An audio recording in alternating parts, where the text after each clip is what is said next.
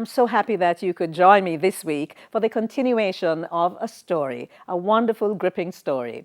Ionie Ramsay Nelson, retired superintendent of police. Well, if you recall, and if you did see last week, you know she's from St. Elizabeth, Southfield, and the school she attended, and the farm that her parents had, and all the good things she got to eat. And she joined the police force and got some punishment, had to do 22 laps because she was not paying attention. Of course, that taught her a good lesson. But then did you remember that she had said she had two babies over a 12-month period, and that almost left her out in the cold where the Jamaica Constabulary Force was concerned. But they had pity on her. Let's pick up that story now. Thank you. This is Profile. Good evening. I am Faye Ellington.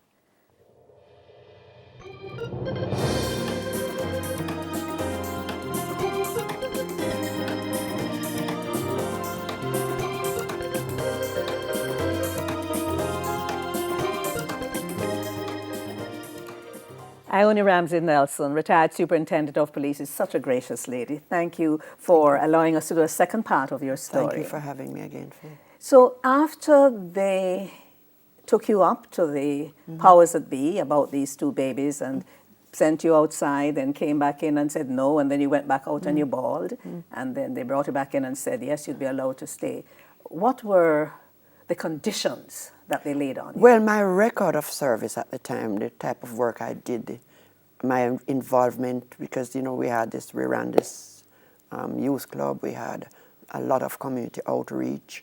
I was active in every area of the JCF and in the community too. You know, as I mentioned before, we took keen interest in ensuring that each child went to school, and we had a very good relationship with the communities. So when I went back in, you know, he said to me, again, I was asked, I said, well, I'm a good worker, sir, and I have these two babies now, and I will continue to do well, and I'm going to make you all proud of me. I remember using those exact words. You're going to be very proud of me. And so I was sent out again, and man, I tell you, I was so happy.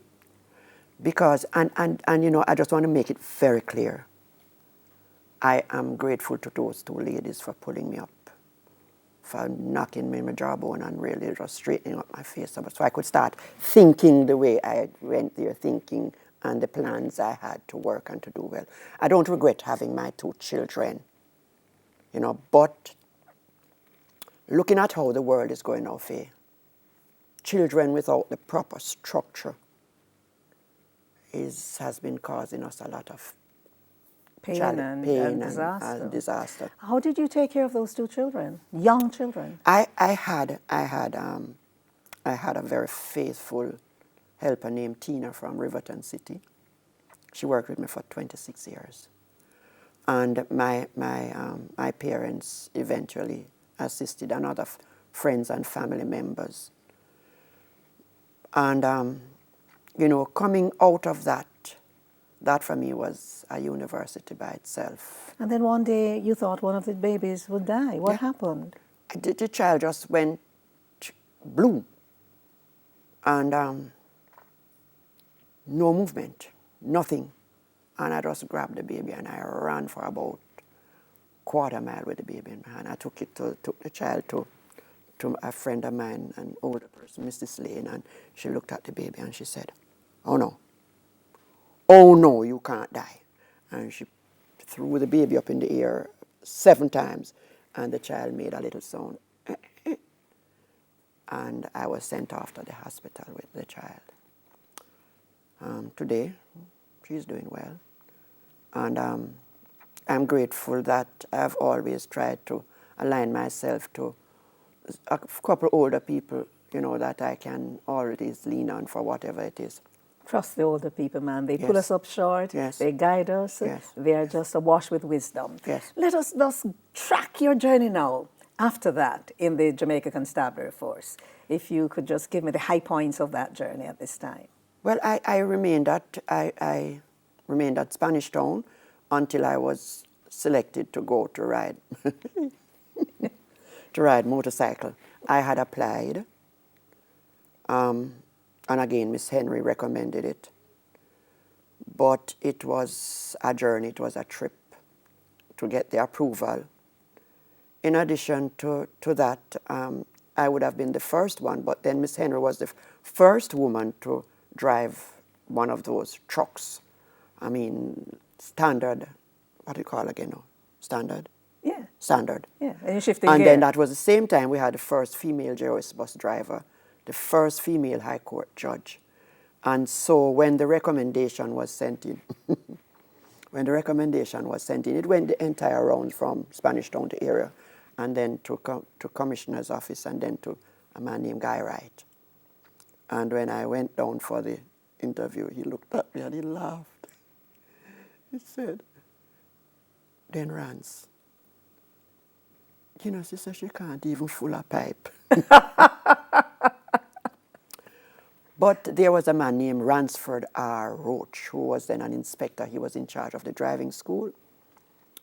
And he said, "Well, sir, I think that coming from Miss Henry and the amount of work that she has done and her determination, I think she'll be able to do it."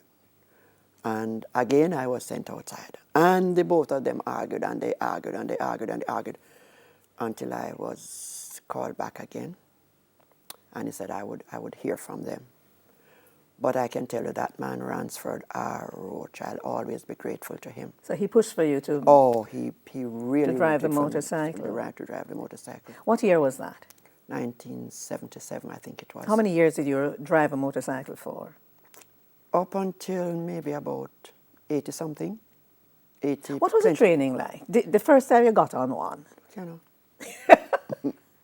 Fading, big and heavy. What was the make of those motorcycles? It was, I think it was the North.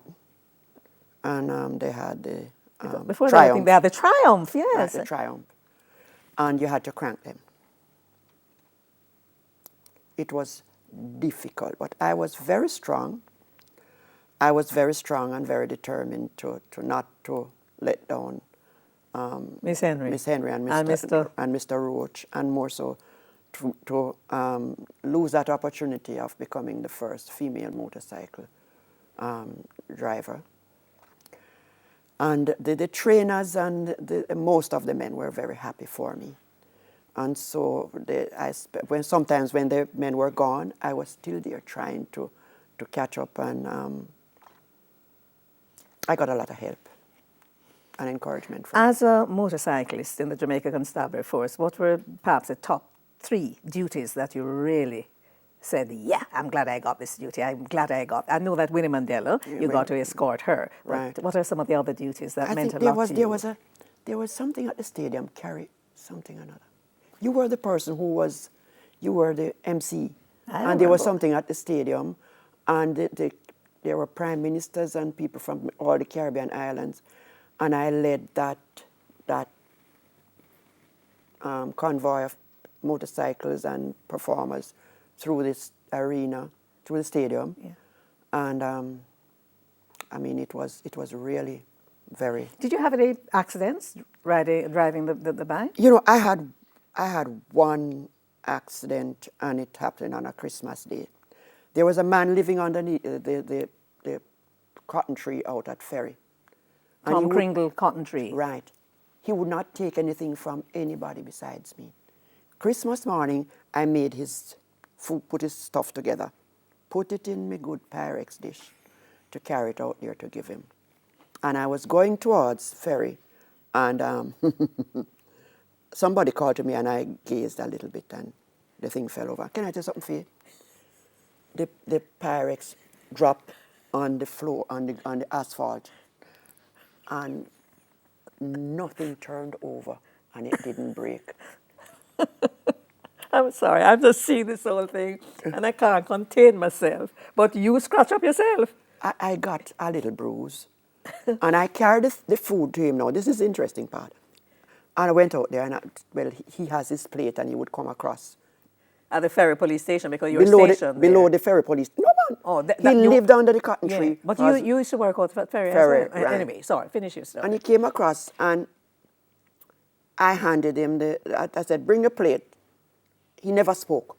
All the years I fed him and took care of him, He never spoke one time. And I gave him the food. After I gave him the food, I said, but look how I nearly broke my neck. And you would even say thanks. This is the last day coming out, you can't give you anything. And when I walk off, I hear so, thank you. He said, so you can't talk? I said, so you can't talk? I said, what? So we struck up a conversation, and he told me his name and so on and so forth. But, you know, Faye, let me tell you something, man. God is an awesome God, you know, man. Because if that Pyrex dish was broken and the food turned over, that would have been the last You day. wouldn't know that he And I could wouldn't talk. know, Yeah. I wouldn't know if he could talk. Let's take a break. And when we come back, we'll continue our conversation with Ionie Ramsay Nelson. We're going to hear about just some lists of some positions she has had in the JCF, and then we're going to church. Oh, yes, we are going to church. This is Profile.